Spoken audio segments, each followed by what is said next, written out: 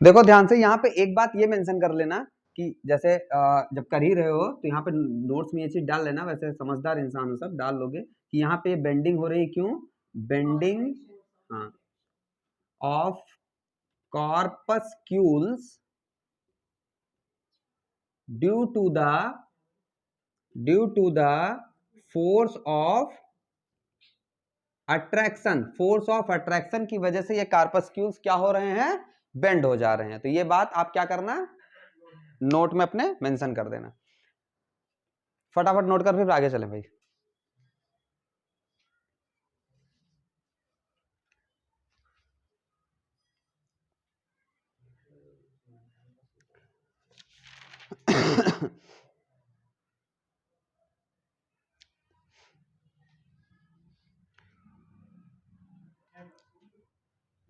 चलो ध्यान देना, देखो ये वो फिनोमेना है जो क्या है, जो कार्पस्कुलर थ्योरी ने प्रूफ कर दिए, ठीक है ना।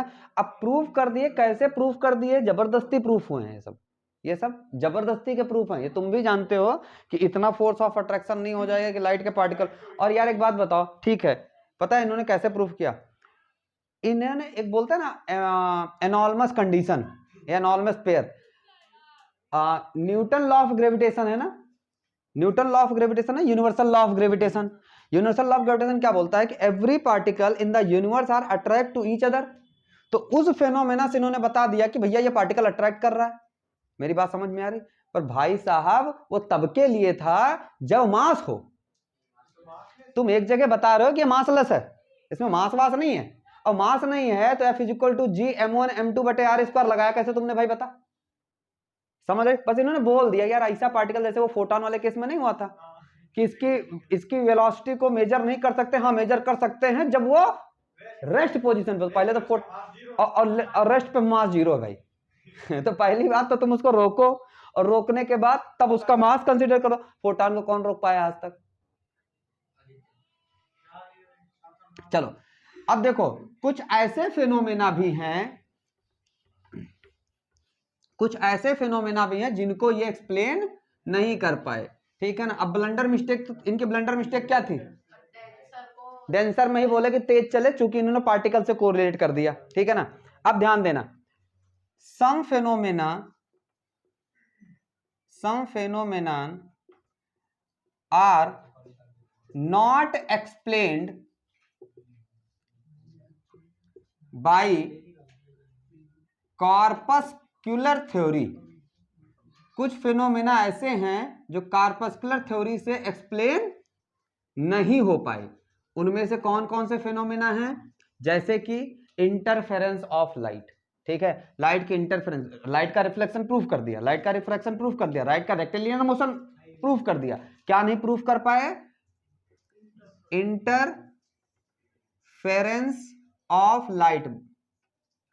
दूसरा फिनोमेना डिफ्रैक्शन, अब ये सब हमें बहुत डिटेल में पढ़ना है इसमें, डिफ्रैक्शन ऑफ लाइट। और क्या नहीं प्रूफ कर पाए, polarisation of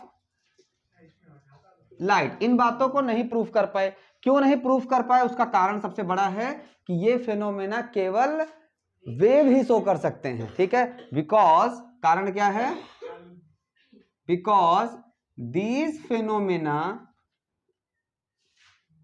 are only explained by wave nature of light, wave nature of light. अगर गलती से इन्होंने ये बात भी प्रूफ कर दी होती ना, तो न्यूटन की थूथू हो जाती हर जगह। समझ आई बात? गलती से अगर इन्होंने ये बात भी प्रूफ, जैसे अब देखो वो सब बातें भी जबरदस्ती प्रूफ करी, ये जानते हो तुम, ठीक है ना, आज की डेट में। और फिर 1850 में जो इन्होंने ब्लंडर मिस्टेक किया हुआ था, इनका ब्लंडर मिस्टेक जो था उसको सुधारा है 1850 में। फोकॉल्ट नाम के साइंटिस्ट थे, इन्होंने एक्सपेरिमेंटली, क्या हुआ, इन्होंने हाँ ये बात एक्सपेरिमेंटली ये बात प्रूफ की कि जो स्पीड ऑफ लाइट है रेरर मीडियम में वो ग्रेटर होगी speed of light denser medium से, ठीक है। Speed of light rarer medium is greater than speed of light denser medium. और आज के जमाने में ये बात ट्रू है, ठीक है। यानी कि डेंसर मीडियम से speed of light rarer medium में तेज है। ये बात किसने प्रूफ की?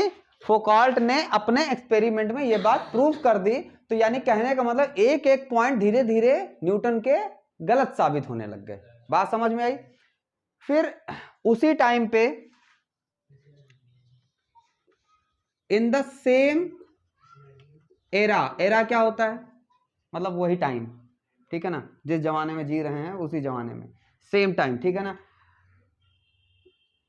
डच साइंटिस्ट, कच्छ नहीं, डच, ठीक है, डच साइंटिस्ट थे हाइजेंस, ठीक है ना। हाइजेंस की थ्योरी आई, हाइजेंस की प्रिंसिपल थ्योरी आई। हाइजेंस की प्रिंसिपल थ्योरी में ये बात प्रूफ हुई, Huygens wave theory of the light, ठीक है ना। डच साइंटिस्ट थे, इन्होंने अपनी थ्योरी दी हाइजेंस वेव थ्योरी। और इन्होंने कब दी? 1678 में। और वो कब हुआ था? 1665 में। यानी कहने का मतलब ये बंदा 10 साल के बाद ही चिल्लाने लग गया था। गलत तो पहले से चिल्ला रहा होगा, ये तो उसको पॉइंट रखने का मौका मिला होगा 10 साल बाद। नहीं भाई तू सही बोल रहा था यार, हम लोग तुझे ऐसे मतलब समझ रहे थे कि तू हल्के में ले रहे थे, पर तेरी बातें कुछ हद तक सही थी, ठीक है ना। तो इन्होंने क्या बोल दिया, ध्यान से देखो। एक काम करो, इतनी बातें नोट करो, पूरा बोर्ड चाहिए फिर, ठीक है। डच साइंटिस्ट के बारे में पूरा बोर्ड चाहिए। आ रहा है समझ? अच्छा देखो, अब हम लोग क्या करेंगे कि Huygens wave theory of light को एक्सप्लेन करेंगे, क्या क्या थ्योरी था इस बारे में।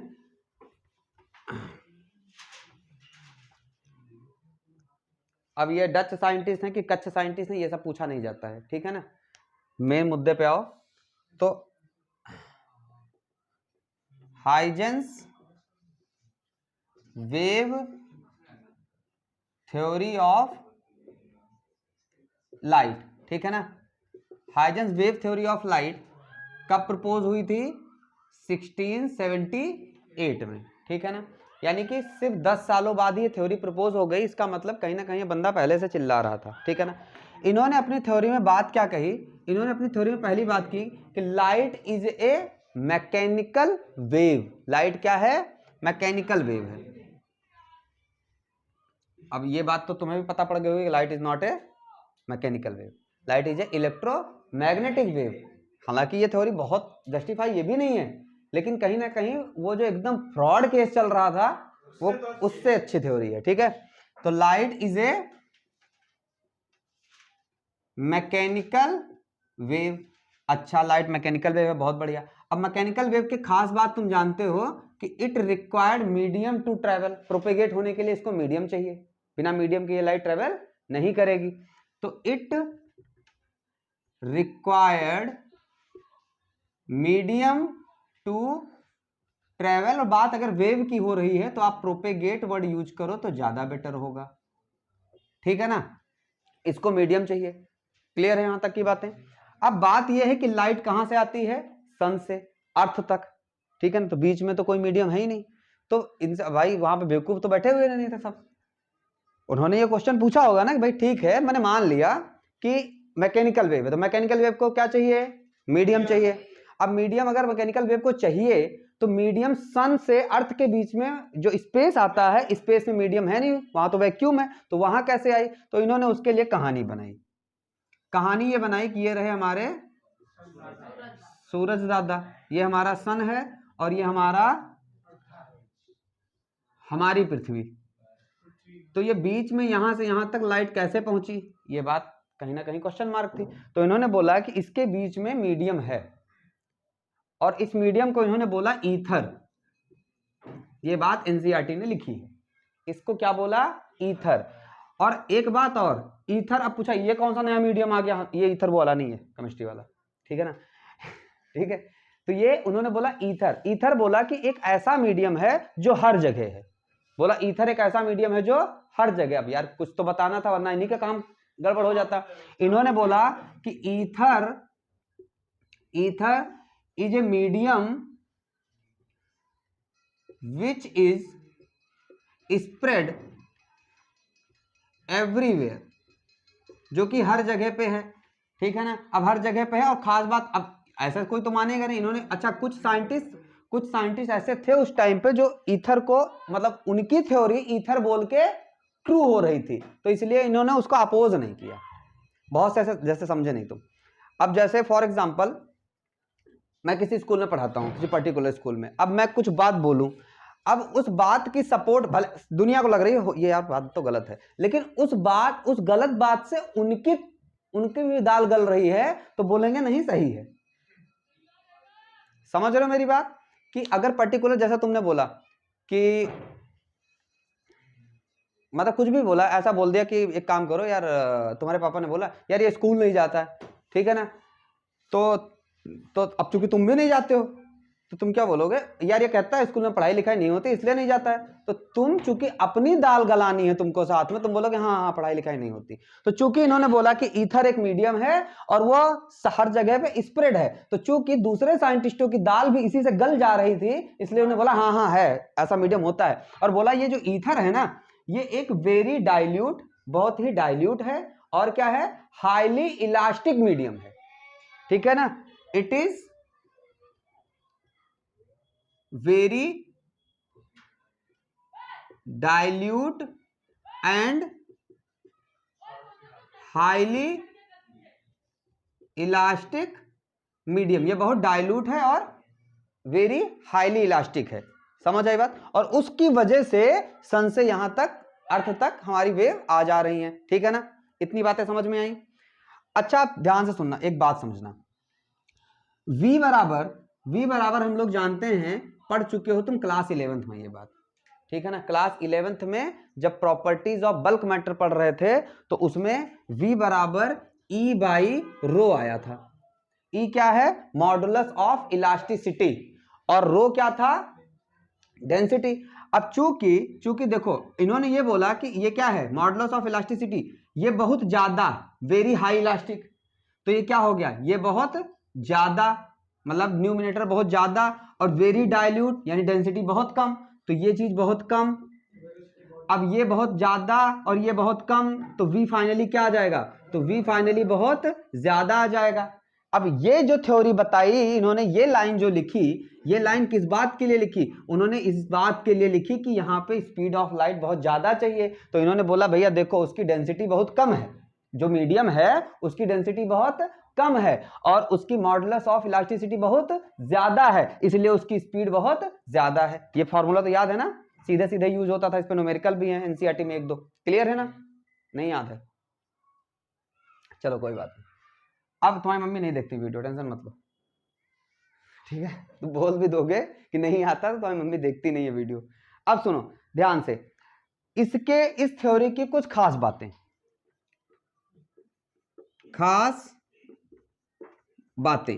इसकी क्या खास बातें हैं, ठीक है ना। इसकी खास बातें हैं कि इस थ्योरी ने बहुत कुछ एक्सप्लेन कर दिया।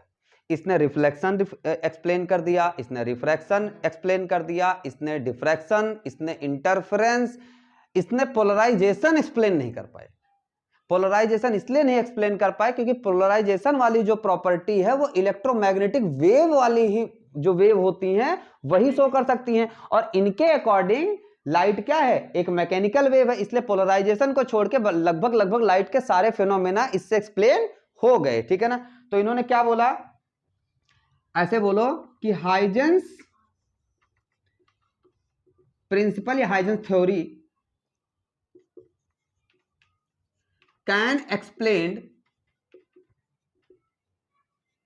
क्या क्या एक्सप्लेन किया, नंबर एक रिफ्लेक्शन एक्सप्लेन कर दिया, इसका एक्सप्लेनेशन है अपने में और आता है बोर्ड में, रिफ्लेक्शन और रिफ्रैक्शन का पढ़ेंगे आगे।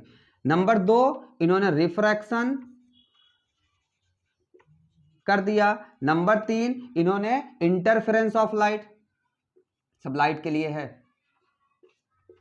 इंटरफेरेंस ऑफ लाइट एक्सप्लेन कर दिया, इन्होंने डिफ्रैक्शन ऑफ लाइट भी एक्सप्लेन कर दिया, ठीक है ना, interference of light, diffraction of light इन्होंने एक्सप्लेन कर दिया, इन्होंने रेक्टिलिनियर प्रोपेगेशन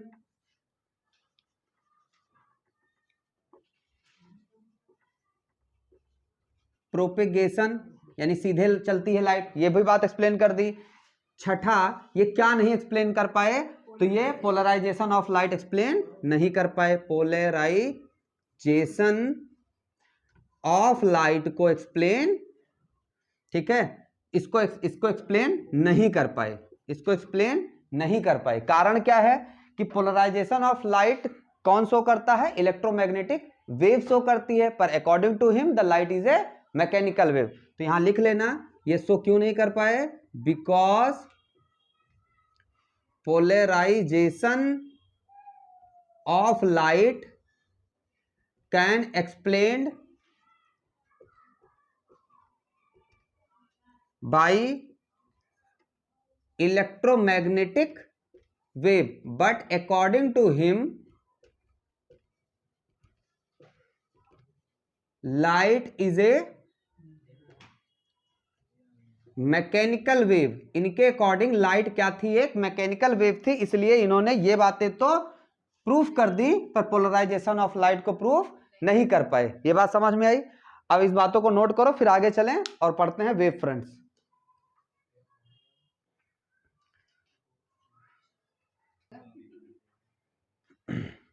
चलो देखो, ठीक है, एक बिहारी 100 पे भारी, सब पे भारी होता है, 100 पे भारी नहीं होता है, सब पे भारी होता है।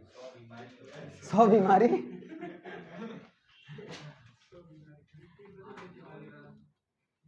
चल बेटा देख, तो अपन ने कहीं ना कहीं मोटी मोटी बातें देखी। अच्छा, खास बात अभी तक की क्या थी कि अभी तक की खास बात थी कि जितनी बातें मैंने पढ़ाई इसमें से एक बात भी बोर्ड में नहीं आने वाली, ठीक है ना, इसमें से एक भी बात बोर्ड में नहीं आने वाली। अब जो पढ़ने चल रहे हो यहां से बोर्ड पूछना शुरू करता है, ठीक है ना, समझ आई बात। कितने मार्क्स, 11 मार्क्स, ठीक है ना। तो 11 मार्क्स शुरू हुए। अब हाइजेंस प्रिंसिपल, ठीक है ना। अब हाइजेंस प्रिंसिपल में ध्यान से देखना, ये इसके पीछे जो बातें पढ़ाई गई ये तो सिर्फ इसलिए पढ़ाई गई कि इसकी एक भूमिका बनाई जा सके, बैकग्राउंड बनाया जा सके चैप्टर का, ठीक है ना। भूमिका मतलब वो नहीं जो चली गई। तो हाइजेंस प्रिंसिपल में क्या है, देखो सबसे पहली बात तो इनके कुछ अपने एजम्पशन है, मतलब ये बोल रहे हैं कि हमारी थ्योरी तभी सत्य है या हमारी थ्योरी तभी एक्सप्लेन होगी कि जो हमारे एजम्पशन को फॉलो करोगे, ठीक है ना। तो ये बात यहां लिख लेना कि इनके या इस थ्योरी के कुछ अपने एजम्पशंस हैं, इनके कुछ अपने एजम्पशंस हैं और उस एजम्पशंस के अकॉर्डिंग ही ये थ्योरी वैलिड होगी। यानी कि आपको वो अगर इनकी थ्योरी को वैलिड करना है तो उनके एजम्पशन को मानना पड़ेगा। बात समझ में आई, और आपको मानना ही है अगर बोर्ड में 11 नंबर चाहिए तो, ठीक है ना। अब पहला, इनकी पहली थ्योरी मतलब इनकी जो एजम्पशन का पहला है वो है वेव फ्रंट्स। और इस बात को बहुत ध्यान से समझ लेना क्योंकि बच्चे अक्सर यहाँ कंफ्यूजन में रहते हैं, वेव फ्रंट्स क्या होते हैं, वेवलेट्स क्या होती हैं, ठीक है ना, सेकेंडरी वेव फ्रंट्स क्या होगा, फिर सेकेंडरी वेवलेट्स क्या होंगी, अक्सर कंफ्यूजन में रहते हैं। तो इस बात को ध्यान से समझना चीजों को। अब वेव फ्रंट क्या होता है, it is the all locus points in a medium, क्या होगा, it is all locus points in a medium which vibrating in the same phase, जो कि क्या होगा, सेम क्या हुआ,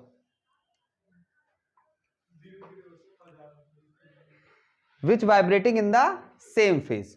अब देखो इस अंग्रेजी की लाइन से कुछ समझ में पल्ले नहीं पड़ा होगा, सीधी सी बात है। वेव फ्रंट्स क्या होते हैं, it is the all locus point in a medium, medium में वो सारे locus point which vibrating in the same phase, जो कि सेम फेज में वाइब्रेट करते हैं। ये बात हो गई वेव फ्रंट्स की डेफिनेशन। पर वेव फ्रंट की डेफिनेशन से वेव फ्रंट क्या होता है ये तो समझ में नहीं आया। अब उसके लिए देखो अपने को करना क्या होगा, y बराबर क्या होता है, a sine omega T plus minus के एक्स होता था ना, प्लस माइनस के एक्स होता था। उसमें ये चीज क्या होती थी, अपने को सिर्फ इतने से मतलब है, ये चीज क्या होती थी, फेज। ये क्या होता था, एक्स, के एक्स होता था इनिशियल फेज। एक्स क्या होता था, डिस्प्लेसमेंट ऑफ द वेव। क्या होता था, डिस्प्लेसमेंट ऑफ वेव। टी मेरा टाइम होता था, किस पर्टिकुलर टाइम पे तुम देख रहे हो, ठीक है ना। वेव को थोड़ी देर के लिए इमेजिन करो, देखो अपन ने पहुंचा था, किसी पार्टिकल तक पहुंचना है, तो उस पार्टिकल पे किस टाइम पे वो लुपुर झुपुर कर रहा है। अपन ने हर पार्टिकल एसएचएम करता है, याद आ रहा है कुछ, हर पार्टिकल क्या होता है, एसएचएम करता है। अब हर पार्टिकल एसएचएम करता है तो पहले तो हम डिस्टेंस पे जाते थे कि कितनी कौन सा पार्टिकल है, वो पहले डिस्टेंस पे जाते थे, याद आ रहा है, कौन सा पार्टिकल है पहले उस डिस्टेंस पे जाते थे। फिर वो अब ये वाला पार्टिकल, फिर उस पार्टिकल को किस टाइम पे देख रहे हो, पॉज करते थे और वहां पे हम लोग देखते थे कि क्या है ये, फिर उसकी पूरी इतिहास हमें समझ में आती थी क्या चल रहा है इसके सिस्टम में, ठीक है ना। तो खैर अपने को वहां वेव में नहीं घुसना है। y क्या होता था, y क्या होता था, डिस्प्लेसमेंट ऑफ द पार्टिकल, जो पार्टिकल डिस्प्लेसमेंट कर रहा है ये होता था y, और x होता था डिस्प्लेसमेंट ऑफ द वेव। तो ये होता था डिस्प्लेसमेंट ऑफ द पार्टिकल। अब बात मैंने ये सब इतनी बातें क्यों बताई, मैंने सिर्फ इतनी बातें ये इसलिए बताई कि अगर कोई बोले सेम फेज, तो इसका मतलब ये चीज सेम, सेम फेज का मतलब ये बात सेम। इतनी बात समझ में।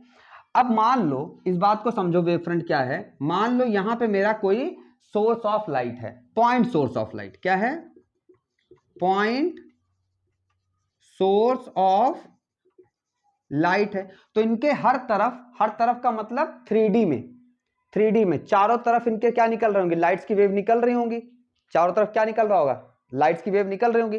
तो इधर भी निकल रही होगी, इधर भी निकल रही होगी, इधर भी निकल रही होगी, इधर भी निकल रही होगी, हर तरफ लाइट्स की वेव निकल रही होगी, ठीक है। इसको यहां पे समझो, क्योंकि यहां पे अपन ने ऐसे कर लिया, इसी बात को यहां पे समझ रहे हैं, ठीक है। और ये प्लेन पे नहीं, अंदर भी कुछ घुस रही होंगी और कुछ बाहर भी आ रही होंगी, ये बात समझ में आई। अब एक बात बताओ कि अगर मैं बोलूं कि x डिस्टेंस पे कुछ पार्टिकल ले रहा हूं मैं, यहां पे सुनना, मान लो x डिस्टेंस पे मैंने यहां पे एक पार्टिकल लिया और इस पार्टिकल का नाम दे दिया मान लो a।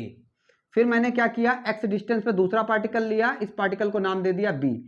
फिर तीसरा पार्टिकल लिया, इसको दे दिया c, x डिस्टेंस पे ही, और चौथा पार्टिकल लिया, इसको दे दिया d। मान लो ऐसे मैंने दे दिया, ऐसे ही इधर भी होगा, पीछे भी होगा, मतलब हर डायरेक्शन में ये 3D में अपना चल रहा होगा। इतनी बातें क्लियर हैं, बोलो भाई। अच्छा अब ध्यान देना, यहां पे अगर मैं बोलूं कि एट कोई एक टाइम, पर्टिकुलर टाइम डिसाइड करो, at t is equal to t1, मतलब कोई एक पर्टिकुलर टाइम ले लिया, t is equal to t1, ठीक है ना। तो उस केस में होगा क्या, अगर मैं बोलूं कि a का कितना फेज होगा, a पार्टिकल का फेज, मतलब यहां मतलब ऐसे बहुत सारे पार्टिकल होंगे, मैं पर्टिकुलर बोल रहा हूं कि a का फेज कितना होगा। तो a का फेज में बोलूंगा ओमेगा t1 प्लस के एक्स, ओमेगा t1 प्लस के एक्स, एक्स चेंज नहीं हो रहा है क्योंकि x तो मैंने x डिस्टेंस पे ही सबको लिया है ना भाई, मैंने हर सबको x डिस्टेंस पे लिया है। तो मैं बोलूंगा कि a का फेज कितना है, ओमेगा t1 प्लस के एक्स। अच्छा मैं बोलूंगा b का फेज कितना है, तो तुम बोलोगे ओमेगा t1 अगेन के एक्स। मैं बोलूंगा c का तो तुम बोलोगे के एक्स। मैं बोलूंगा d का, तुम बोलोगे के एक्स। बात समझ में आई। अब सुनना, ऐसे ही dot dot dot dot dot dot बहुत सारे अनगिनत पॉइंट्स होंगे और सबका क्या होगा, सेम फेज होगा। अब ये सारे पार्टिकल्स को मिलाएं, अगर हम सारे पार्टिकल को मिलाएं, मतलब कुछ ऐसा, सारे पार्टिकल्स को मिलाएं, तो मिलाने के बाद जो हमें सरफेस मिल रही है, अब वो सरफेस कैसी होगी, सर्कुलर।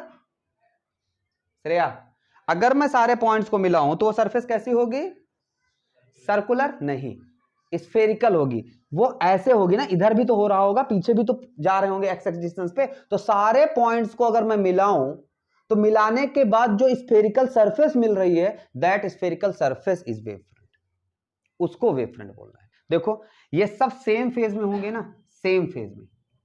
अब जरा डेफिनेशन से इसको कोरिलेट करो। It is all locus point in a medium which vibrating in the same phase. तो लोकस पॉइंट यार vibrating in the same phase, इसका मतलब कि एक्स बराबर लेना पड़ेगा आपको, तभी वो सेम फेज में आएंगे। अगर x1 x2 x3 x4 कर दोगे तो सेम फेज में नहीं हो जाएंगे।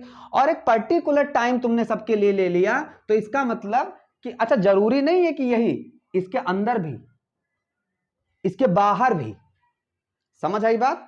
मतलब समझो ये पॉइंट सोर्स था, तो यहां भी वो स्फेरिकल शेप बन सकता था, यहां भी बन सकता था, यहां भी बन सकता था, और यहां भी बन सकता था। बात समझ पा रहे हो? वो डिपेंड कर रहा है कि एक्स डिस्टेंस तुमने किसके अकॉर्डिंग ली है। तो एक्स डिस्टेंस ली कोई पर्टिकुलर पॉइंट्स को कोई पर्टिकुलर पॉइंट तक पहुंचने के लिए। भाई आप ए तक पहुंच रहे हो, डी तक, मान लो डी तक नहीं पहुंचते, डी डैश तक पहुंचते, तो फिर सबको उसी डिस्टेंस पे लो, सबको उसी डिस्टेंस पे लो, तभी तो फेज सेम हो पाएगा, नहीं तो फेज नहीं चेंज हो जाएगा। क्योंकि फेज कौन डिपेंड करेगा? ओमेगा टी और के एक्स मिला के फेज बनेगा, तभी फेज से सेम हो पाएगा। तो अब फिर से डेफिनेशन सुनो। It is all locus point in a medium, medium के वो सारे लोकस पॉइंट, सारे मतलब अब हमने तो 4 लिए हैं, इनफाइनाइट पॉइंट्स होंगे, ठीक है ना। All locus point in medium which are vibrating in the same phase, और सेम फेज में वाइब्रेट करवाने के लिए तुमको टी सेम रखना पड़ेगा, एक्स सेम रखना पड़ेगा। क्लियर है? और उसके अब एक बात बताओ, जब सारे लोकस के पॉइंट ले लोगे, सारे का मतलब एक भी पॉइंट छोड़ना नहीं है, उस फेज पे जितने पॉइंट है सबको लोगे, तो यार सारे पॉइंट से मिलके क्या बना देंगे? एक स्फेयर बनाएंगे ना। वो स्फेरिकल जो सरफेस मिल रही है उसको बोलना है वेव फ्रंट। नहीं आया? आया? आया? अच्छा अब ध्यान देना यहां पे, ठीक है। अगर नहीं भी आया हो तो इससे काम चल जाएगा आपका हाल फिलहाल के लिए। वहां पे ये इतना घुस के नहीं पूछते हैं बोर्ड में, ठीक है। ये तो मैंने समझाने की कोशिश की कि कैसे है। अब एक बात बताऊं, ये इतनी बातें ना तुम्हारी डीसी पांडे की बुक में तो एक्सप्लेन्ड है। इवन तुम्हारे बहुत अच्छे राइटर हैं एचसी वर्मा, उन्होंने भी इतना एक्सप्लेन नहीं किया है। उन्होंने सिर्फ इतना बोला है, उन्होंने पत्थर का एग्जाम्पल लिया है और पत्थर को डाला है उसमें पानी में, और बोला जब पत्थर गिरा तो जो तुम्हारी निकली वेव्स, ठीक है ना, ऊपर से देखोगे तो ऐसे निकलेगी ना, ऐसे पत्थर डालोगे तो ऐसे निकलेगी। तो वो बोल रहे वो वेव फ्रंट से निकल रही है। वेव फ्रंट का मतलब हुआ वेव का front.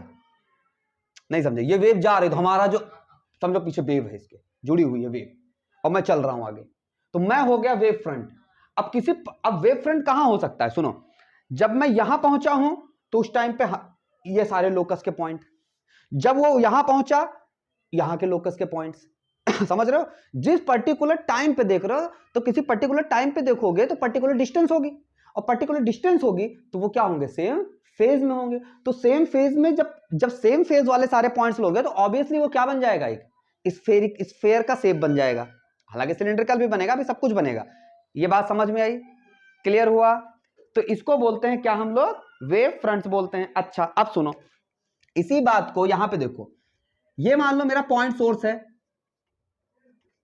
Point source of light, point source समझ गए, ठीक है ना। अब सुनो, हो सकता है वो यहां पे भी हो सकता है, तुम यहां पे भी ले सकते हो वेव फ्रंट्स, तुम यहां पे भी वेव फ्रंट ले सकते हो, यानी कि कॉन्सेंट्रिक सर्कल बनाते जाओ और वेव फ्रंट लेते जाओ। कॉन्सेंट्रिक, क्योंकि होगा क्या बेसिकली कि जब तुम यहां वाले पॉइंट्स के सारे लोगे, इसके फेज में ये सब क्या हो जाएंगे? यहां पे जितने पॉइंट्स हैं वो सब सेम फेज में हो जाएंगे, फिर यहां के जितने पॉइंट्स हैं वो सेम फेज में होंगे, तो इनके सेम फेज को मिलाओगे तो एक नया वेव फ्रंट मिलेगा, इनको मिलाओगे तो एक नया वेव फ्रंट मिलेगा। यानी कि तुम उन पॉइंट्स के कलेक्शन को लेते जाओ जो सेम फेज में हैं, तुमको एक नया वेव फ्रंट मिलता जाएगा। इन्होंने बोला ये चीज क्या है? वेव फ्रंट है। जैसे उन्होंने एचसी वर्मा साहब ने बोला कि पत्थर डालो, तो पत्थर डालोगे तो क्या एक ही बार वो जनरेट होगा क्या जो तुम्हारा ऊपर से देखने? नहीं, कई सारे होते हैं, तो सब वेव फ्रंट हैं, बस उनको 3D में इमेजिन कर लो। सपोज करो वो पानी सिर्फ ऐसे नहीं, वो हर तरफ जा रहा है, तो वो क्या बन जाएगा? एक वेव फ्रंट बन जाएगा। समझ आया? ठीक है ना। तो अपने को सिर्फ इतना याद रखना है, क्या याद रखोगे? कि all locus point in a medium which are vibrating in the same phase. अब चूंकि ऑल पॉइंट आपने बोल दिया, इसलिए वो पूरा स्फेयर बन गया, क्योंकि भाई सारे पॉइंट्स उसका कलेक्शन करोगे तो कितने पॉइंट्स हैं। अब सुनना, जैसे मैं यहां खड़ा हूं, मैं पॉइंट सोर्स हूं फॉर एग्जांपल के लिए, सपोज मेरा सर है, मेरा सर क्या है, पॉइंट सोर्स है। अब पॉइंट सोर्स है तो अब मैंने बोला कि इससे सेम फेज वाले सारे पॉइंट उठाओ, तो तुम बोलोगे यार एक काम करें, सेम फेज में बहुत होंगे, एक्स डिस्टेंस वाले उठाते हैं। तो हमने यहां पे पॉइंट उठाया, यहां पॉइंट उठाया, यहां पॉइंट उठाया, यहां पॉइंट उठाया, यहां उठाया, सारे पॉइंट कलेक्ट कर लिए। अब ये सारे पॉइंट्स के लोकस को हम लोग क्या बोल रहे हैं, वेव फ्रंट बोल रहे हैं यार, जो सेम फेज में है। तो वेव फ्रंट कैसा हो जाएगा, स्फेरिकल नहीं हो जाएगा। बात समझ में आई। तो ये चीज है। तो पॉइंट सोर्स के लिए वेव फ्रंट कैसा होगा, ये बोर्ड का क्वेश्चन है, 2 कौड़ी का क्वेश्चन। मैंने इतना एक्सप्लेन किया, पर बोर्ड क्या पूछेगा, पॉइंट सोर्स के लिए वेव फ्रंट कैसा होता है, 4 ऑप्शन, स्फेरिकल, सिलिंड्रिकल, फलाना धमकाना, नन ऑफ दिस, उसमें कोई एक टिक मारना है आपको। हाँ ये पूछते हैं, जब एक सीबीएसई वाला तो है ही नहीं, जब स्टेट बोर्ड जब तुमसे ये पूछ लेता है कि, और 2 नंबर में पूछता है कि right any 4 properties of electric field lines, magnetic field lines, तो यार वो कुछ भी पूछ सकता है, ठीक है ना। तो वो इनके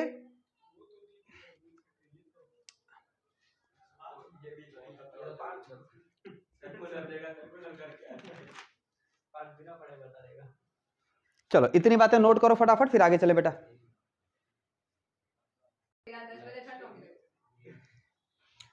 चलो भाई, तो मेरे हिसाब से वेव फ्रंट समझ में आ चुका होगा। वेव फ्रंट में कोई दिक्कत, क्लियर है बिल्कुल वेव फ्रंट। चलो अब वेव फ्रंट पढ़ने के बाद अब इनका दूसरा जो एजम्पशन है, ये सब एजम्पशन है भाई, ये चीज दिमाग में रखना। और यहां से 11 नंबर तुम्हारी शुरू है। दूसरा पॉइंट आसान सा पॉइंट है, वेव फ्रंट जैसा नहीं है, इतना कुछ दिमाग नहीं लगाना है।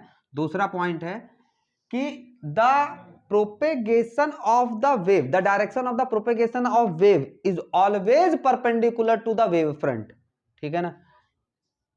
The direction of propagation of wave is perpendicular to the wave fronts. और ये बात चूंकि एजम्पशन है, इसलिए हम इस बात को ऑलवेज में डालेंगे, ठीक है ना, हमेशा ऐसा होगा। अब इसका कहने का क्या मतलब है, सुनो, मान लो ये मेरा पॉइंट सोर्स है, पॉइंट सोर्स ऑफ लाइट है। तो इसका देखो ध्यान से, एक तो ये बना होगा, ऐसे बनेगा, फिर एक ऐसे बनेगा, मतलब कितने भी बना सकते हो ना वेव फ्रंट, अभी इतना आइडिया हो ही गया होगा। अब यहां से देखो वेव ऐसे निकल रही होगी ना चारों तरफ, एक बाहर निकल रही होगी, एक अंदर जा रही होगी, एक दाएं एक बाएं वेव निकल रही होगी।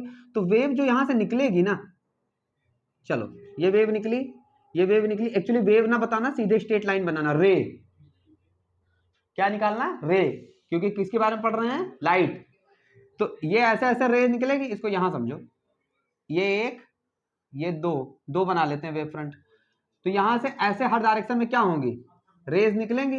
बात समझ में आई। और ये जो रेज होंगी ना, वो जो वेव फ्रंट हैं उन पे क्या होंगी, परपेंडिकुलर होंगी। इतनी बात समझ में आई। तो चूंकि ये इसकी डायरेक्शन ऑफ प्रोपेगेशन ये होगी, और डायरेक्शन ऑफ प्रोपेगेशन जो होगी हमेशा क्या होगी, वेव फ्रंट पे परपेंडिकुलर होगी। बस यही सीधी सी बात है, क्लियर है। नेक्स्ट पॉइंट चलें। नेक्स्ट पॉइंट है टाइप ऑफ वेव फ्रंट्स। तो यार एक काम करते हैं, इनको मैं, समझ में तुम्हें आ ही गया है, इनको मैं क्या करता हूं, छोटे से पॉइंट में यहां बता देता हूं, ठीक है ना।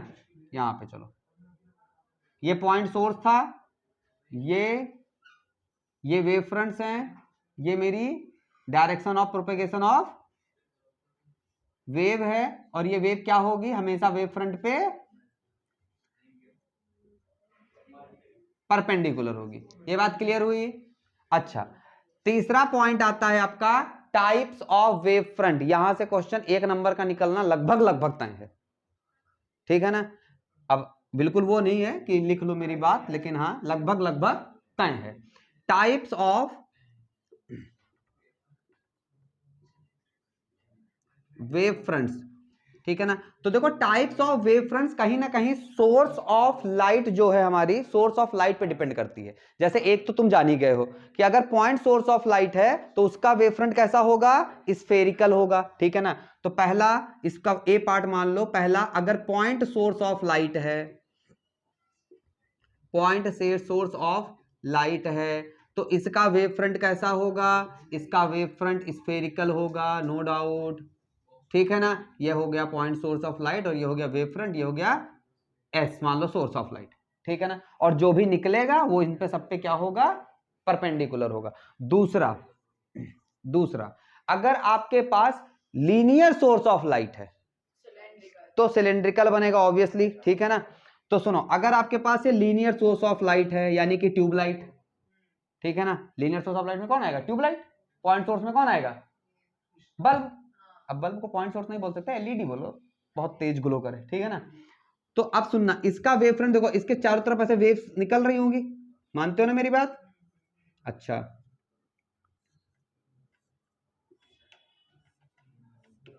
अब सुनना, ये इसका कैसा होगा, सिलेंड्रिकल होगा। देखो इस पे परपेंडिकुलर डालोगे, देखो इस पे परपेंडिकुलर ऐसे डालोगे, फिर कुछ ऐसे निकल रही होंगी, उस पे ऐसे डालोगे, कुछ ऐसे निकल रहे होंगे, उन पे ऐसे डालोगे, कुछ ऐसे निकल रहे होंगे, तो ऐसे ऐसे करते करते करते करते कैसा बन जाएगा, परपेंडिकुलर बन कराते कराते कैसा बन जाएगा, सिलेंड्रिकल बन जाएगा। तो ये बेसिकली ऐसे सिलेंड्रिकल शेप में आ जाता है। सुनो, और जब ऊपर से देख रहे होगे ना तो ऐसे दिखेगी, क्योंकि ये चीज तो पॉइंट सोर्स हो जाएगी ना यहाँ पे ऊपर, यहां पे नीचे से देखोगे ऐसे करके तो ये चीज ऐसे दिखेगी,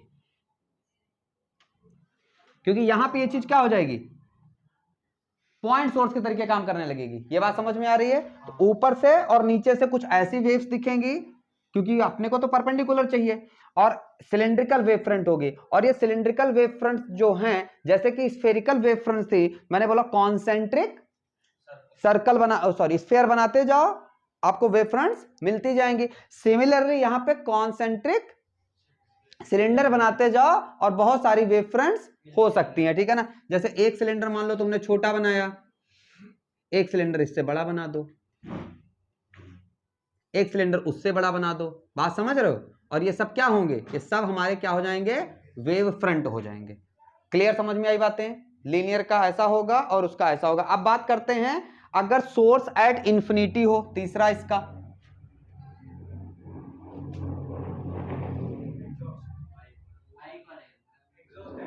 अच्छा ये बाइक है, मुझे लगा मेरा चोपर गिर रहा है।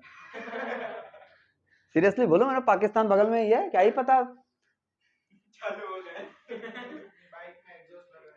चलो अब बात करते हैं, अगर सोर्स ऑफ, एक मिनट बेटा, सोर्स ऑफ लाइट कहां पे हो, source of light at infinity हो, सोर्स ऑफ लाइट कहां हो, इंफिनिटी पे हो। तो देखो इंफिनिटी से कैसी रेज आएंगी, पैरेलल।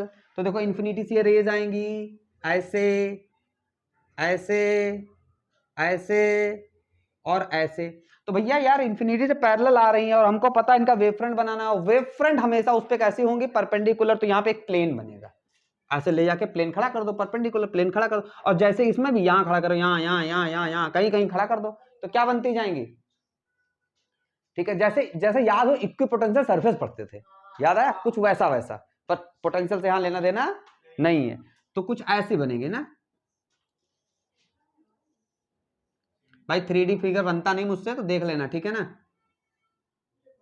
कुछ कुछ सीख गया हूं, ठीक है ना। तो ये सब जो बनते जाएंगे ना, ऐसे बहुत सारे हो सकते हैं, प्लेन बना दो,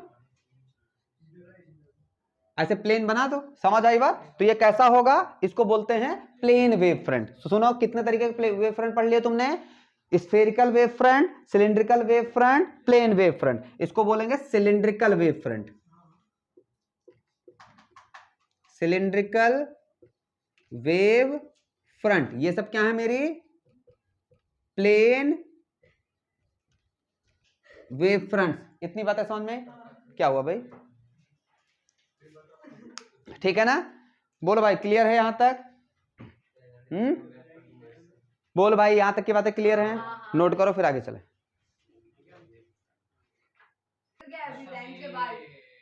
ऐसे ही बोलते हैं सब, हाँ, तब से ऐसे ही बोलते थे कि तुम लोग तो कोरोना वाले हो। चलो हटाएं, तीन तीन पॉइंट्स इसके हो गए ना, तीन। अरे ये तीन कहां से आ गया रे भाई, ये चौथा होगा ना फिर तो, ये चौथा होगा। अच्छा ओके, इसका ये तीसरा था ना। अरे सी है एक्चुअली, ये बी है और ये सी है। चलो हटाएं भाई, अब हाइजेंस को भी हटा देते हैं, तरंग प्रकाशिकी को भी हटा देते हैं।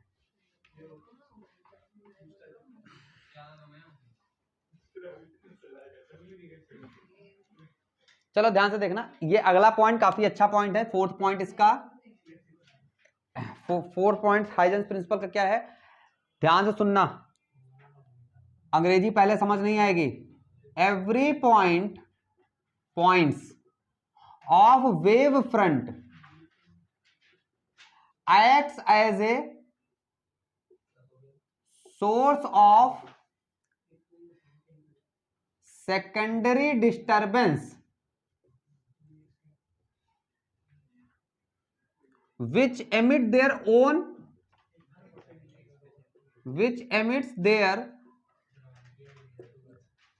own wavelets called secondary wavelets, ठीक है, which spread in all direction with the speed of light.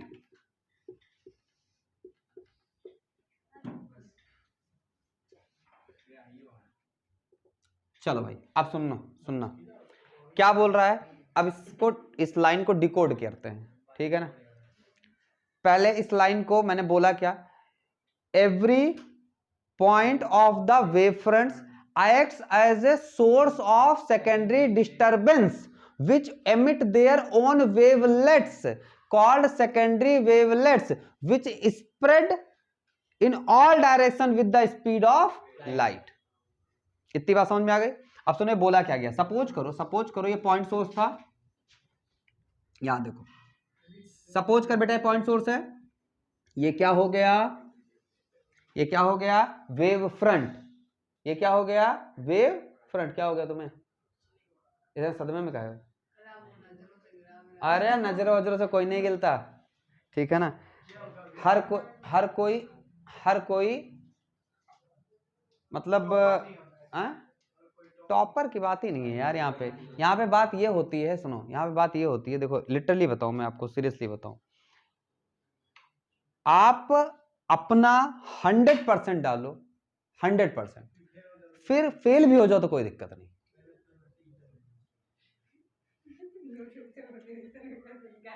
ठीक है ना। आप पूरा, लेकिन आप एक्चुअल में 100% डालने के बाद ऐसा रिजल्ट हो ही नहीं सकता।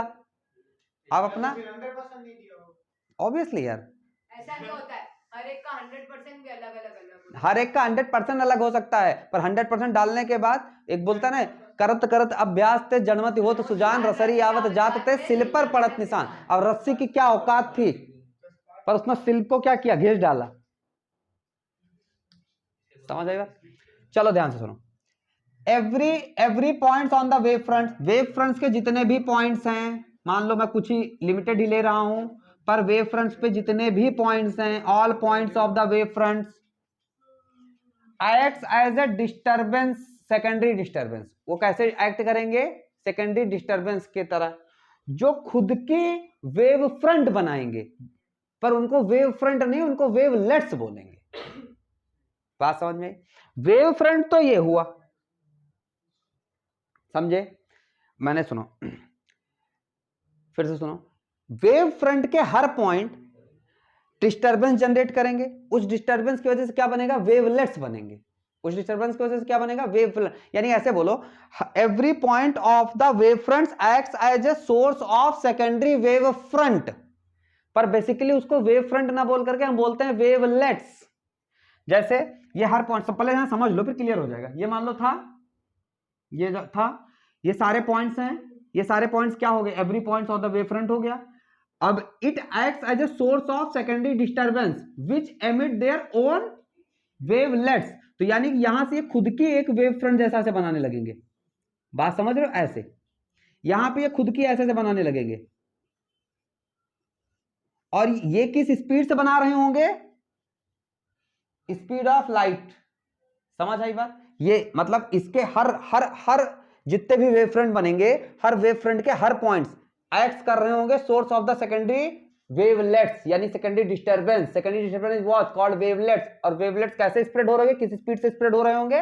स्पीड ऑफ लाइट की रफ्तार से। तो ये कुछ ऐसे बनता जाएगा।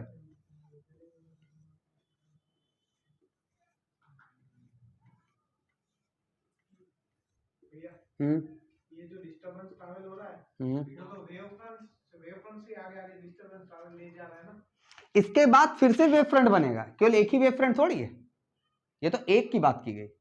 तो सुनना, यहां पे सुनना, पहले बातों को यहां सुन लो अपने आप डेफिनेशन के। ये है वेव फ्रंट, ये क्या है?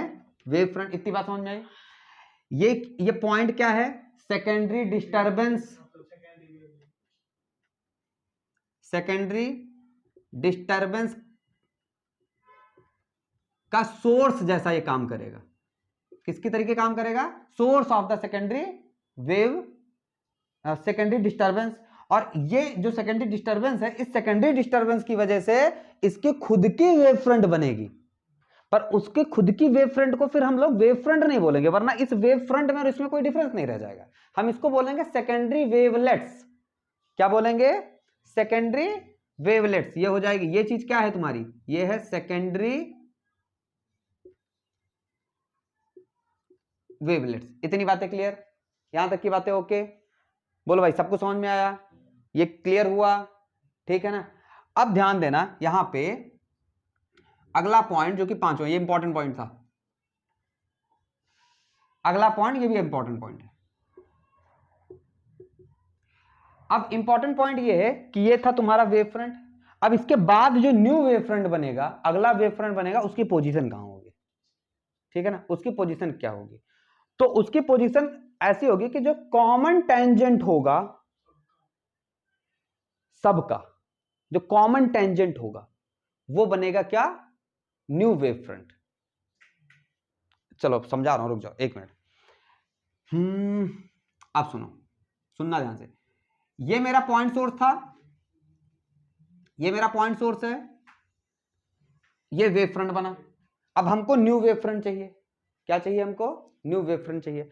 अब न्यू वेव फ्रंट के पहुंचने के लिए मान लो कि टाइम लगा।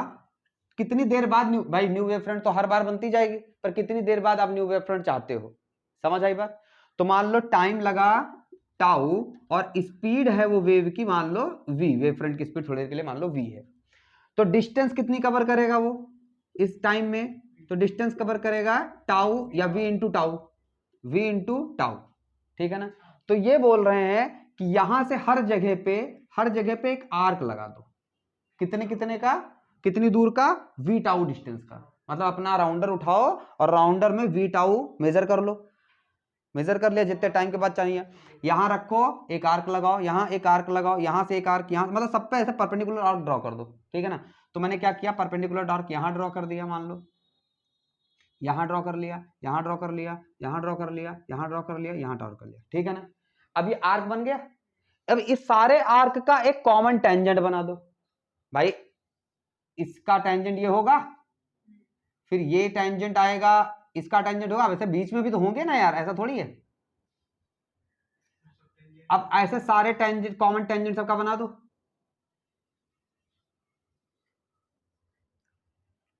और ये कॉमन टेंजेंट जो बन गया, ये क्या हो गया? New wave front. ये क्या हो गया? New wave front. इसको बोलते हैं हम लोग न्यू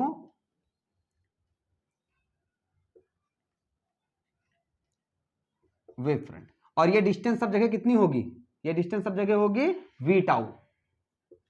सब जगह पे कितनी होगी? v tau. यहां पे भी कितनी होगी? v tau. यहां पे भी कितनी होगी? v tau. यहां पे भी कितनी होगी? v tau. यहां पे भी कितनी होगी? v tau. ये बात समझ पा रहे हो? बोलो भाई।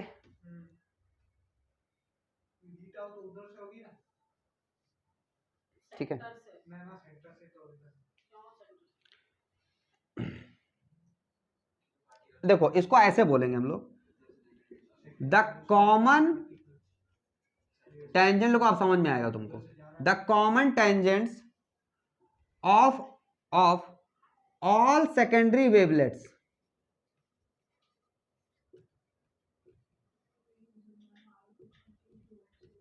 Is called new wave fronts. रुको अभी ध्यान सुनो, मैं इस पॉइंट को देखो, ये बात समझो पहले। एक्चुअल में ये मेरा हुआ क्या, वेव फ्रंट, ये हुआ सोर्स ऑफ लाइट, ये इनके क्या हो गए, 1 2 3, मैं 3 3 ले रहा हूं, 1 2 3, 1 2 3, 1 2 3, 1 2 3, 1 2 और 3, ये हो गया। अब एक्चुअल में यार ये चीज जो स्प्रेड हो रही होगी ना, किस स्पीड से स्प्रेड हो रही है, स्पीड ऑफ लाइट से। तो ये चीज कहां तक पहुंची है, ये किस पे डिसाइड हो रहा है, टाइम पे। भाई ये चीज ये इस पे 3 लिए ना मैंने, 4 6 10 भी तो ले सकता था। तो ये किस पे डिपेंड कर रहा है, इसकी कितना दूर तक स्प्रेड हुआ, ये डिपेंड कर रहा है कौन से टाइम पे ले रहे हो। समझ आई बात भाई, ये दूर तक जाएगा। आपने लिया t इक्वल टू 1 सेकंड, यहां तक जाएगा, t इक्वल टू 2 सेकंड, यहां तक पहुंच जाएगा। क्लियर हो रही है ना मेरी बातें। अब अगर इसने मैंने बोल दिया in general t equal to tau, t equal to tau, तो t इक्वल टू टाउ पे मान लो इतना पहुंचा, ये चीज मान लो t इक्वल टू टाउ पे मान लो 3 3 पहुंचा, ठीक है ना, ऐसे इन जनरल समझने के लिए। तो अब इनकी जो इन सबकी जो कॉमन टेंजेंट बनेगी वो क्या हो जाएगी, न्यू वेव फ्रंट। वो क्या हो जाएगी, न्यू वेव फ्रंट। फिर से देखो ये क्या है, हर पॉइंट को समझो, ये क्या है, point source of light, okay. ये बेटा अंदर में ये जो सर्कल था क्या है, वेव फ्रंट। ये इसके अंदर में जो पॉइंट है वो क्या है, second source of secondary disturbance, source of secondary disturbance. अब ये सेकेंडरी डिस्टर्बेंस क्या करता है, अपनी ओन वेव फ्रंट बनाता है, जिसको बोलते हैं हम वेवलेट्स और कॉल्ड सेकेंडरी वेवलेट्स, ठीक है ना। और ये जो 3 ऐसे चक्कर में ऐसे बन रहे हैं 3, इनको क्या बोलेंगे हम, सेकेंडरी वेवलेट्स। और जो लास्ट में अपना बना, जो हमने कॉमन टेंजेंट बनाया, ये क्या बनेगा, न्यू वेव फ्रंट। अब ये बता समझ में क्या नहीं आया,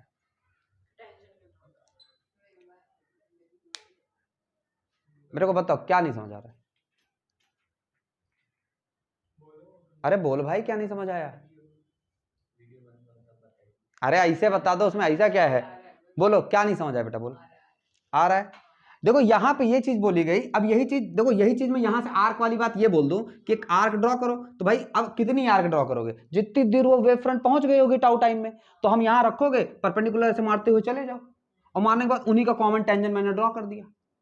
अब उस बात को हम ऐसे भी समझ सकते थे, ऐसे मान लो यहां पे था, उस बात को हम ऐसे भी समझ सकते हैं कि टाउ में इतना ये स्प्रेड हो गया और फिर इसका कॉमन टेंजेंट चला गया, तो हर जगह इतना इतना ही पहुंचा होगा ना यार, हर पॉइंट पे, क्योंकि every point of the wave front acts as the source of the secondary wave. तो जहां पहुंच गया उनका टेंजेंट ड्रॉ कर दो, कॉमन टेंजेंट क्या होगा, सर्कल ही होगा, तो वो क्या होगा, वो न्यू वेव फ्रंट बन जाएगा। क्लियर हुआ। तो ये 4th पॉइंट और 5th पॉइंट थोड़ा दिमाग में रखना, क्योंकि यही पॉइंट, जो 2 पॉइंट्स हैं, यही हमारे रिफ्लेक्शन लॉ को प्रूफ कराएंगे, हैं?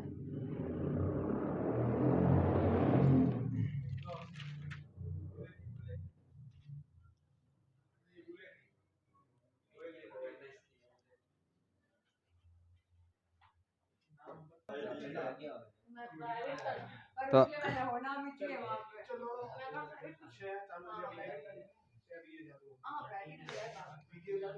चले, ओके ओके। तो भाई साहब ये समझ में आई ना बातें, वेव फ्रंट समझ में आया, चलो बढ़िया।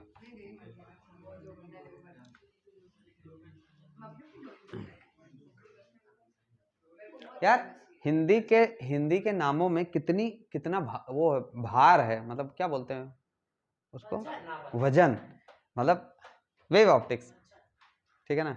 और उसमें तरंग प्रकाशिकी, मतलब एक वजन है, लेकिन फिर भी पता नहीं क्यों यार इतना इग्नोर करते हैं सब।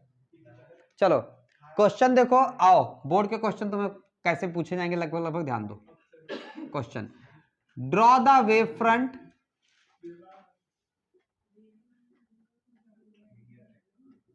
ऑफ फर्स्ट, पहला वेव फ्रंट ड्रॉ करो आप। Object at infinity, object at infinity for convex lens. Infinity पे ऑब्जेक्ट रखा है, ये तुम्हारे एनसीईआरटी का क्वेश्चन है, ठीक है ना, एनसीईआरटी की एक्सरसाइज में मिलेगा, ठीक है ना। इंफिनिटी पे ऑब्जेक्ट है, लो इंफिनिटी पे ऑब्जेक्ट है, इंफिनिटी से ये तुम्हारा लेंस है, ये कॉन्वेक्स लेंस है, ठीक है ना। सुनो भाई, दो बनेंगे, सुनो कैसे कैसे लाइट्स आएंगी यहां से, इंफिनिटी से पैरेलल लाइन आती है, ये बात अपने को पता है ना। और उसके बाद फिर ये क्या होता है, कन्वर्ज करता है एक पॉइंट पे, जहां पे कन्वर्ज करता है वो फोकस पॉइंट होता है। अब इतना तो रे ऑप्टिक्स में जान गए हो यार, ठीक है, ये फोकस पॉइंट है, ये मेरा कॉन्वेक्स लेंस है, और ये पैरेलल रेज आ रही हैं। तो अब बात आती है कि क्वेश्चन तुमसे जब पूछेगा ना, तो मैं तो खैर मिक्स करके बता रहा हूं, जनरली वो क्वेश्चन पूछता है कि आफ्टर रिफ्रैक्शन कैसी वेव फ्रंट होगी और बिफोर रिफ्रैक्शन कैसी वेव फ्रंट होगी। देखो आफ्टर रिफ्रैक्शन या सॉरी बिफोर रिफ्रैक्शन कैसी वेव फ्रंट होगी, तो पैरेलल रेज कैसी होती है, प्लेन वेव फ्रंट होगा। बात बोलो, समझ में आया, प्लेन होगा।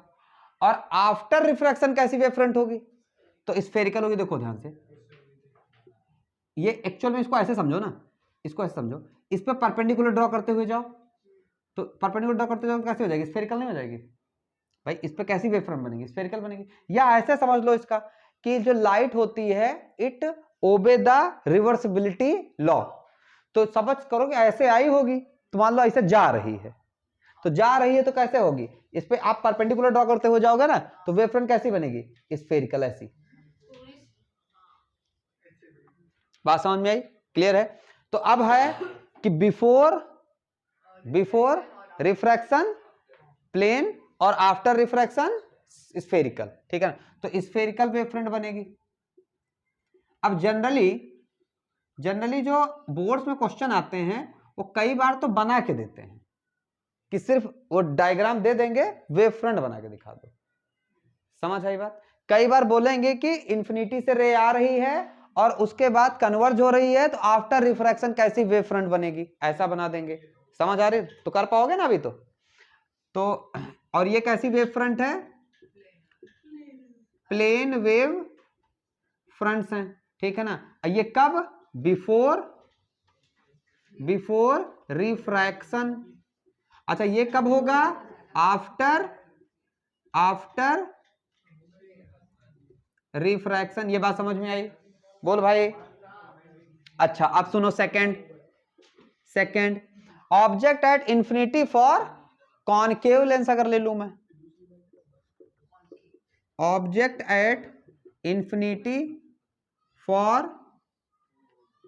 कॉनकेव लेंस, ऑब्जेक्ट इंफिनिटी पे है और कॉनकेव लेंस ले लूं, तो कॉनकेव लेंस कैसा होता है, ऐसा, ठीक है। यहां से रेस पैरेलल आएंगी, एक रे, दो रे, तीन रे, उड़ रे, ठीक है ना, इंफिनिटी से आ रही, तो शुरू में तो कैसा होगा, प्लेन वाला,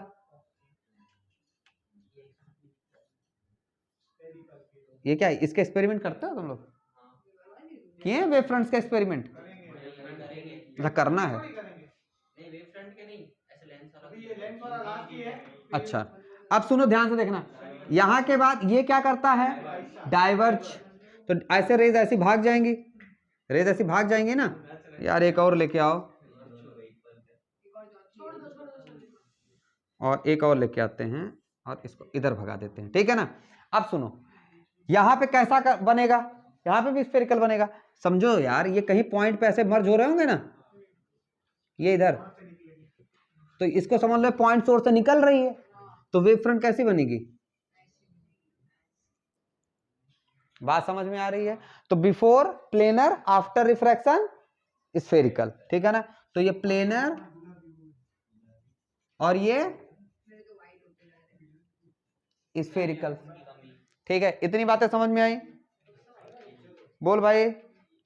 अच्छा, अब कुछ भी पूछ सकता है। चलो तीसरा देखते हैं। देखो तीसरा, object at infinity for concave mirror ले लो या कॉन्वेक्स मिरर ले लो, कुछ भी ले सकते हो, ठीक है। तो कॉन्वेक्स ले लो, ठीक है ना। तो object at infinity for convex mirror. अब देखो ये मैं बता रहा हूं, लेकिन वो पूछेगा कोई एक कि इंसिडेंट रे की बात कर रहे हो कि रिफ्लेक्टेड वाली रे की बात, मतलब लाइट कौन सी लाइट की बात कर रहे हो? इंसिडेंट इंफिनिटी से कैसे आएगी? पैरेलल आएगी। पर रिफ्लेक्शन के बाद कैसी जाएगी? कॉन्वेक्स और डाइवर्ज कर जाएगी, और वो होगी तो कन्वर्ज कर जाएगी। तो चलो हमने बात कॉन्वेक्स की है, तो चलो ये रहा कॉन्वेक्स लेंस हमारा। अब रेज आएंगी तो पैरेलल,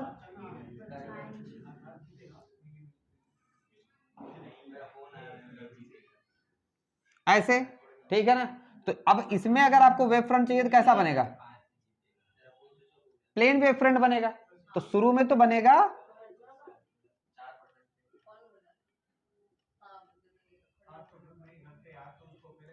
प्लेन वेव फ्रंट्स बनेंगे, लेकिन ये यहां के बाद जब डाइवर्ज कर रहे होंगे, ऐसे डाइवर्ज कर रहे होंगे, तो डाइवर्ज कर रहे होंगे तो ये क्या किसी पॉइंट से ऐसे हुए आते हुए प्रतीत कर रहे होंगे। प्रतीत बोले तो अरे यार मतलब ऐसा लग रहा होगा। बताओ, सब इंग्लिश मीडियम के स्टूडेंट बैठे हैं। ऐसा इंडिकेट कर रहा हट, मतलब क्या ऐसा लग रहा होगा, नहीं प्रतीत हो रहा होगा, ऐसा लग रहा होगा। अरे रुक जा यार। Appear, it appears to come from a common point. में डेफिनेशन याद कर रहा हूँ फोकस पॉइंट की तरफ से। It appears to come from a common point, ऐसा अपीयर हो रहा है, ऐसा प्रतीत हो रहा है। बात समझ में आई?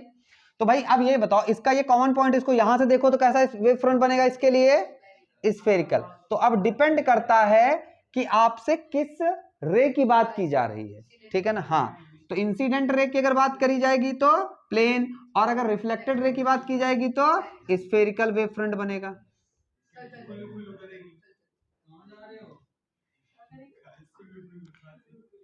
ठीक है ना। अच्छा, एक और बात मैं यहां बोल दूं, अगर मान अब ऐसा ही कॉनकेव का कर ले जाओगे। अब मैं अगर बात कर दूं, प्रिज्म से कोई लाइट जा रही है, प्रिज्म से, तो दोनों साइड प्लेन ही बनेंगे। अगर मान लो प्रिज्म है कोई, और इस प्रिज्म से लाइट जा रही, पास कराओ, एक लाइट, दो लाइट, तीन लाइट आ गई, पैरेलल लाइट तुमने इन्फिनिटी से ला रहे हो मान लो। और आने के बाद होगा क्या कि भैया यहां जाके ये बेंड होती है, बेंड होने के बाद देखो ऐसे होते हैं ना, ये जाती है, फिर नॉर्मल की तरफ झुकती है, फिर नॉर्मल से दूर निकलती है, ऐसे होता है ना। तो ये फाइनली मतलब कहीं भी निकलेगी तो ऐसे ही तो तीनों निकलेंगी। बात समझ में आई? तो शुरू में भी कैसा होगा? प्लेनर, और बाद में भी कैसा होगा?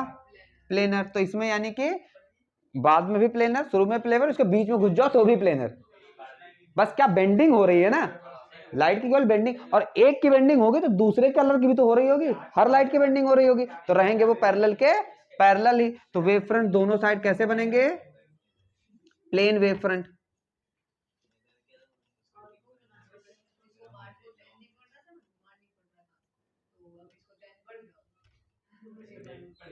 भाई बातें बंद करो। क्या हो गया पार्थ? बुखार आ रहा है? डोलो देख, अभी डॉक्टर बनी नहीं है, अभी से बता रही है डोलो 650 ले ले, और डॉक्टर बन जाएगी तो मुझे लगता है कि ये वहां बैठे रहेगी वो डोलो लेके, जैसे कोई आएगा आकर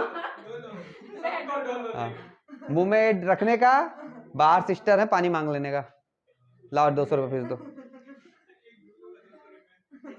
डोलो बड़ी महंगी पड़ जाएगी है? जैसे मेरे को बुखार था तो मैं गया अपने हॉस्पिटल प्राची वाले, तो सुनो हुआ क्या वहां पे कि मुझसे बोले मतलब क्या दिक्कत है, तो मैंने बताया कि ऐसे सर्दी है, खांसी आ रही है, चीजें ऐसी ऐसी हो रही हैं, मतलब उनको सारी चीजें मैंने कॉमनली बताई। तो उन्होंने फटाफट लिखा ये नीचे से ले आओ। तो मैंने लिखा, सोचा होगा कुछ मेडिसिन लिखी होंगी अच्छी खासी। अब मैं गया वहां से, वो प्लेन पैरासीटामोल पकड़ा दी उसने मुझे। मैं ऊपर आया तो मैंने बोला अब ये तो मुझे भी पता है यार ये गोली, तो मैं डॉक्टर कितने पैसे होते, 150 रुपये फीस लेते हैं। तो मैंने 150 रुपये दिए और उनकी सीढ़ियां से उतर रहा था जब नीचे, तो यही सोच रहा था यार पैरासीटामोल बड़ी महंगी पड़ गई। चल नोट कर बेटा फटाफट।